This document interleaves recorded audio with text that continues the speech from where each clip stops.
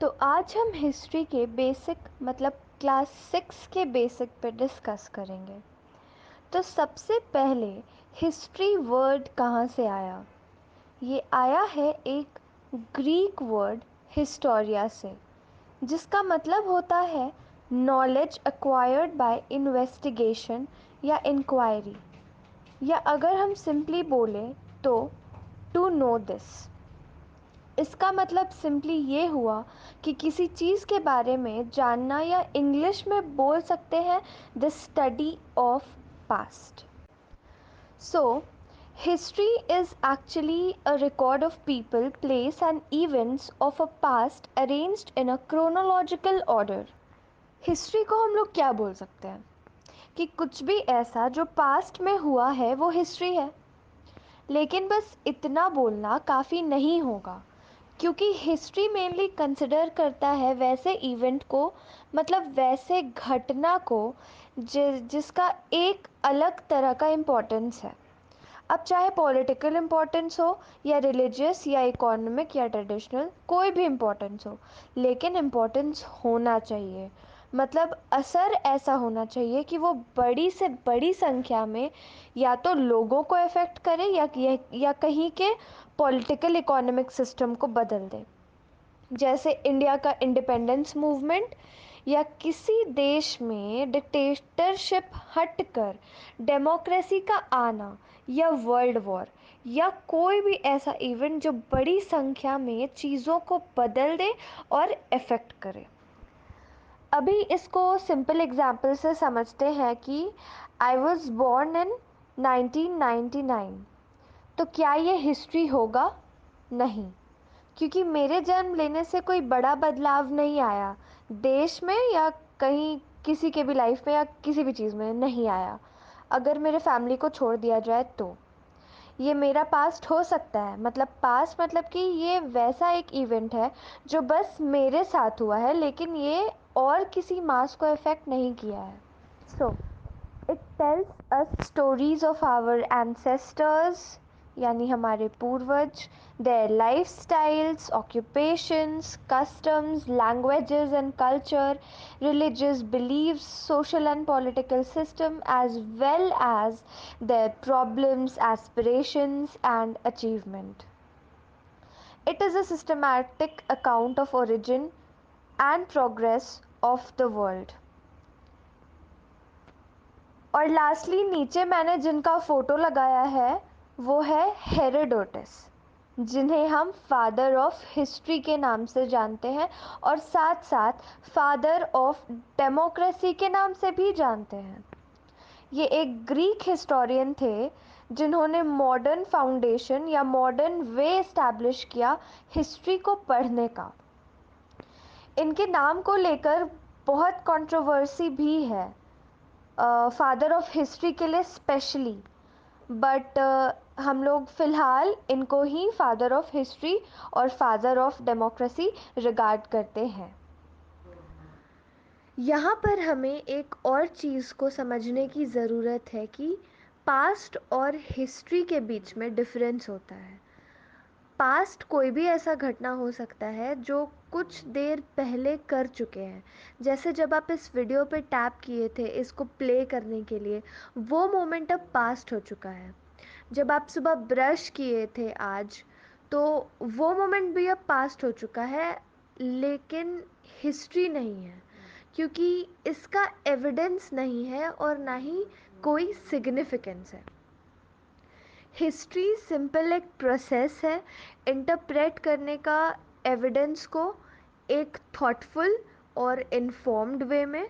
History is the narrative that gives meaning, sense and explanatory force to the past in the present. इसी तरह से एक pre history का भी concept होता है, मतलब वैसा इवेंट जिसके लिए एविडेंस नहीं मिला, और वैसे इवेंट जिस टाइम पर राइटिंग का वे और स्किल्स डेवलप नहीं था या अलग था। तो ऐसे में उस इवेंट को रिकॉर्ड नहीं किया जा सका, तो उन्हें ही हम प्री हिस्ट्री कहते हैं, क्योंकि उनका एविडेंस या एक्सप्लेनेशन प्रेजेंट नहीं इंटरप्रेट करने के लिए, और ऐसे इवेंट्स में आमतौर पर कंट्रोवर्सी देखने को मिलता है। किसके बीच? हिस्टोरियंस के बीच। मतलब हिस्ट्री एक्चुअली रिकॉर्ड है लोगों का जो इम्पोर्टेंट थे पास्ट में, प्लेसेस जो इम्पोर्टेंट है पास्ट के वजह से, इवेंट्स जो इम्पोर्टेंट है पास्ट के वजह से, और जो एक क्रोनोलॉजिकल ऑर्डर में सजा के हमें बताया गया है, या एक सिस्टमैटिक वे में हमें सजा के बताया गया है, जिसका इम्पोर्टेंस हम सब जानते हैं। तो इसका एग्ज़ाम्पल में हम लोग ले सकते हैं कि कोई भी इवेंट 1800 में हुआ, फिर 1850 में हुआ, और फिर 1900 में हुआ, तो हम इसको क्रोनोलॉजिकल ऑर्डर में ही रखेंगे। हम पहले 1800 वाले इवेंट पे ही फोकस करेंगे, फिर हम 1850 वाले पे करेंगे, और तब हम 1900 वाले पे करेंगे, क्योंकि ऐसा नहीं करने से बहुत कुछ इंटरप्रेट हो सकता है, बहुत मिसअंडरस्टैंडिंग हो सकती है। सो क्रोनोलॉजिकल ऑर्डर का भी अब अगर हम मतलब देखें तो क्रोनोलॉजिकल ऑर्डर का मतलब है कि एक सिस्टमैटिक वे में अरेंज करना अच्छे अंडरस्टैंडिंग के लिए। जैसे किसी के लाइफ को हम लोग अलग अलग क्रोनोलॉजिकल ऑर्डर में अरेंज करेंगे, तो सबसे पहले उसके बर्थ के बारे में बताएंगे, फिर उसका बचपन, फिर उसकी स्कूलिंग या स्कूल लाइफ, फिर प्यूबर्टी, फिर टीनेज, फिर मैच्योरिटी, जॉब, मैरिज, और फिर डेथ।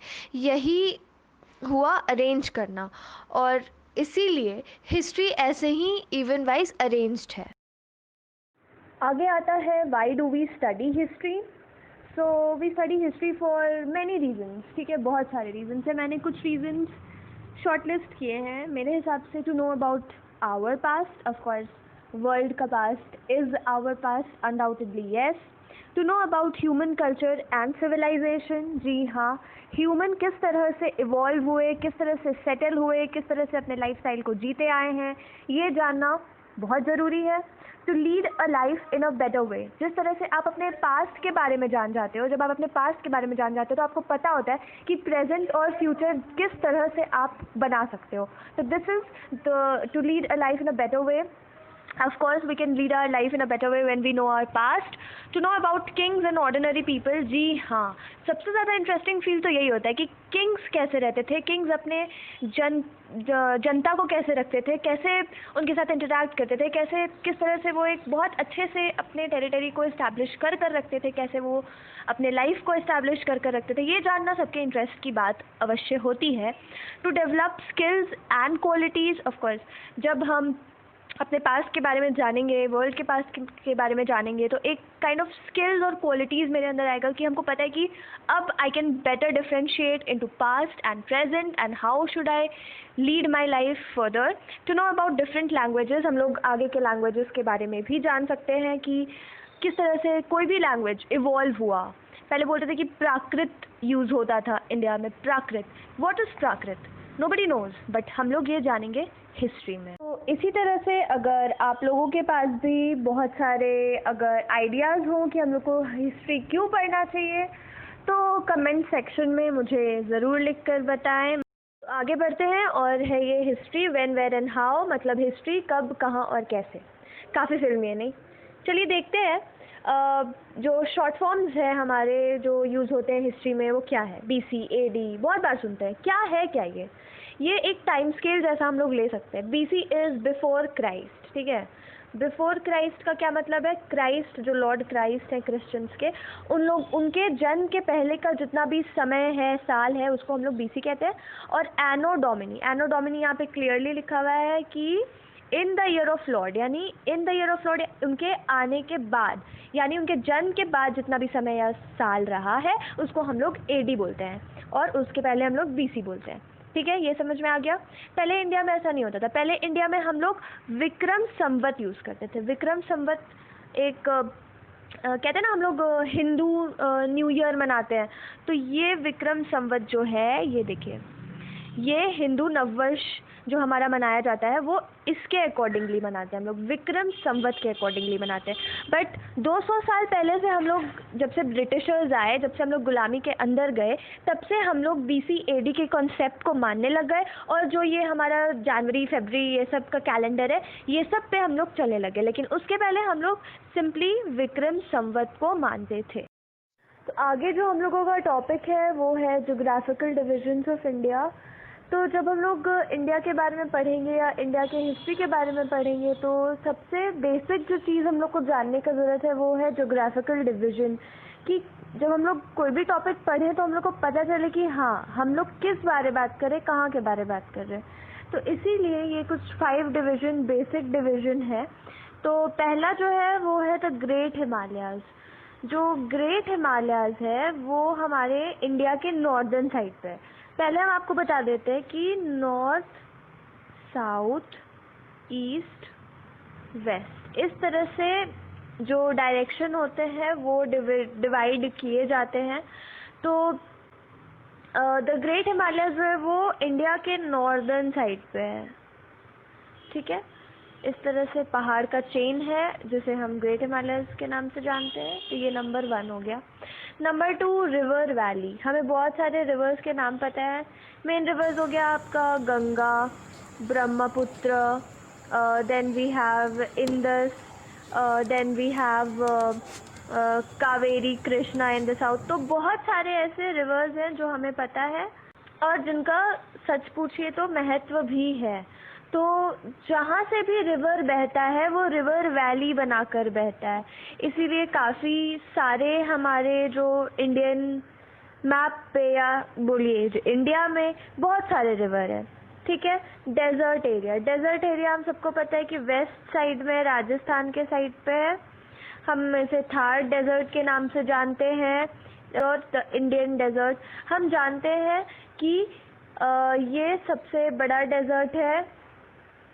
तो वेस्ट साइड में डेजर्ट हो गया। Next we have the Deccan plateaus. Deccan plateaus थोड़े से साउथ में है, below Vindhya and Satpura mountains. तो ये देखिए इस तरह से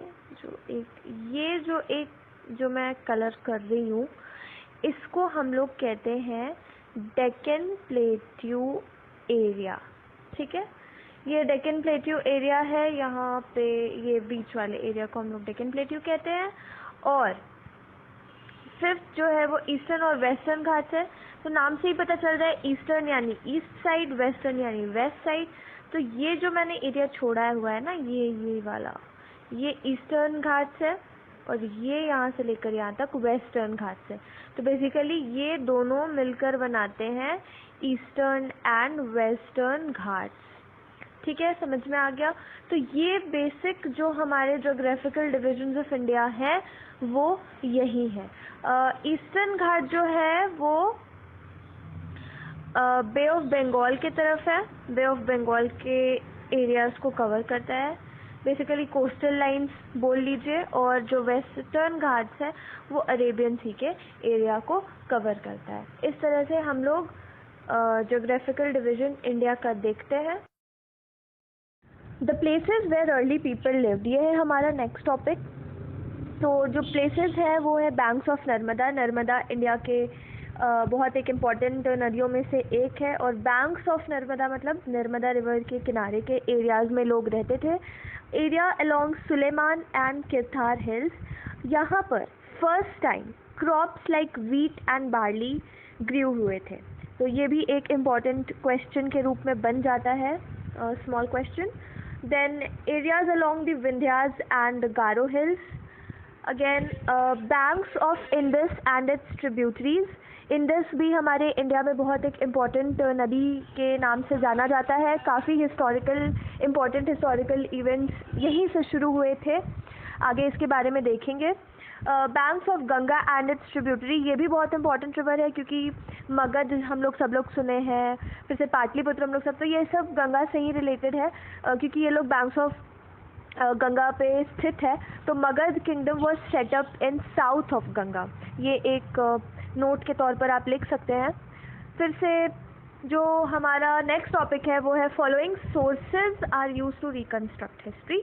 तो उनमें से एक है आर्कियोलॉजिकल सोर्सेज। आर्कियोलॉजिकल सोर्सेज वो होता है जो किसी भी चीज़, जो पुराना चीज़ हमारे हाथ लगता है। जैसे आर्कियोलॉजिस्ट जो होते हैं वो बहुत सारे आर्कियोलॉजिकल चीज़ें जो है वो खोज कर निकालते हैं, आर्कियोलॉजिकल साइट्स निकालते हैं, आर्कियोलॉजिकल मॉन्यूमेंट्स निकालते हैं। तो ये सब वो चीज़ें होती हैं जो बहुत सालों पहले रहती हैं, रह जाती हैं और आज के समय के लोगों को मिलती है और फिर वो हम एक म्यूज़ियम में रखते हैं। तो उस एरिया का जो भी इम्पोर्टेंट म्यूज़ियम होगा हम वहाँ पे आर्कियोलॉजिकल सोर्सेज को रखते हैं। आर्कियोलॉजिकल सोर्सेज बहुत सारे होते हैं। जैसे एक मनुस्क्रिप्ट होता है। मनुस्क्रिप्ट वो बुक्स होते थे जो हाथों से लिखे जाते थे बहुत सालों के पहले, और मनु का मतलब ही हाथ होता है और स्क्रिप्ट का मतलब तो सभी जानते हैं। तो मनुस्क्रिप्ट एक बहुत इम्पोर्टेंट ये आता था, क्योंकि manuscript we can see here.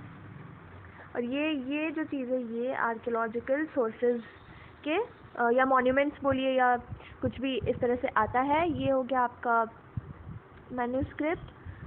Then we have secular manuscript. Secular manuscript मतलब जिस तरह से लोग बताते थे कि कैसे एक किंगडम को चलाना चाहिए, तो वो इसी तरह से बुक लिख कर जाते थे और फिर इसी को हम लोग कहते हैं सेक्युलर मैन्यूस्क्रिप्ट। जैसे Arthashastra by Kautilya, Indica by Megasthenes या हर्षचरित्र बाय बनभट्टा।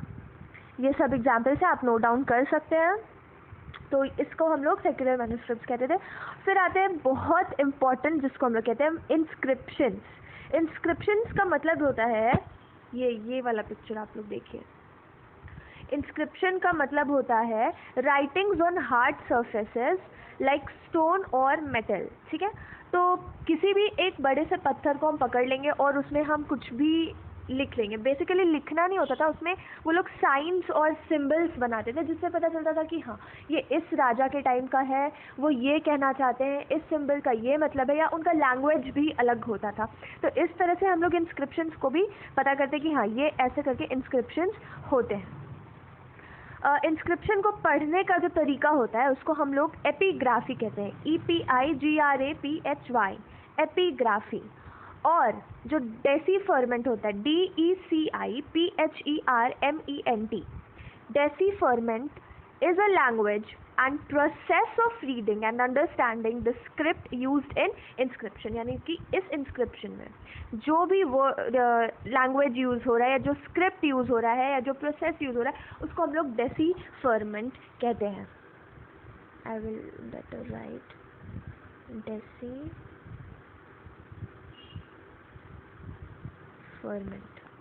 ठीक है, और भी बहुत कुछ थे जिसकी वजह से हम लोग को पता चलता था कि हाँ ये जो चीज़ें हैं इसके वजह से ये चीज़ें एग्जिस्ट की होंगी, मतलब ऐसा कोई समय आया होगा। जैसे एक बहुत इम्पॉर्टेंट पॉइंट है जो हम आप लोगों को बताना चाहेंगे, वो ये आर्कियोलॉजिकल सोर्स के ही अंदर आता है। वो है वो है कॉइन्स। कॉइन्स हर एरा में या हर राजा के अलग होते थे। ठीक है, और हर का सिंबल अलग होता था। मेटल जो यूज़ होता था, किसी का गोल्ड होता था, किसी का कॉपर होता था, किसी का आयरन होता था। तो इस तरह से वो भी डिफ़र कर जाता है, उससे हम लोग को पता चल जाता है। फिर जो स्टडी होता है कॉइन्स का, जिससे हम लोग पता कर सकते हैं कि ये कॉइन किधर बिलोंग करता है, कैसे बिलोंग करता है, किसको बिलोंग करता है, किसके रेन को बिलोंग करता है, उसको हम लोग बोलते हैं study of coins basically is known as numismatics. Numismatics, I will type for you numismatics, NUMISMATICS, numismatics. तो ये स्टडी ऑफ कॉइन्स होता है और ये बहुत एक इम्पॉर्टेंट आर्कियोलॉजिकल सोर्स है जिसको हम लोग इग्नोर नहीं कर सकते। सो इस चैप्टर में इतना ही है। मिलेंगे नेक्स्ट हमारे यूट्यूब के चैनल पे नेक्स्ट एपिसोड पे, और उसमें आपको हम बताएंगे कि कैसे अर्लीस्ट पीपल जो होते थे वो किस तरह से लाइफ लीड करते थे। खैर वो तो नेक्स्ट वीडियो में बताएंगे। इस वीडियो के लिए कोई भी कन्फ्यूजन हो, कोई भी आपको प्रॉब्लम हो, कुछ भी क्वेश्चन हो, आप कमेंट सेक्शन में प्लीज़ मुझसे पूछिए, मैं ज़रूर रिप्लाई करूँगी। और वीडियो देखने के लिए शुक्रिया।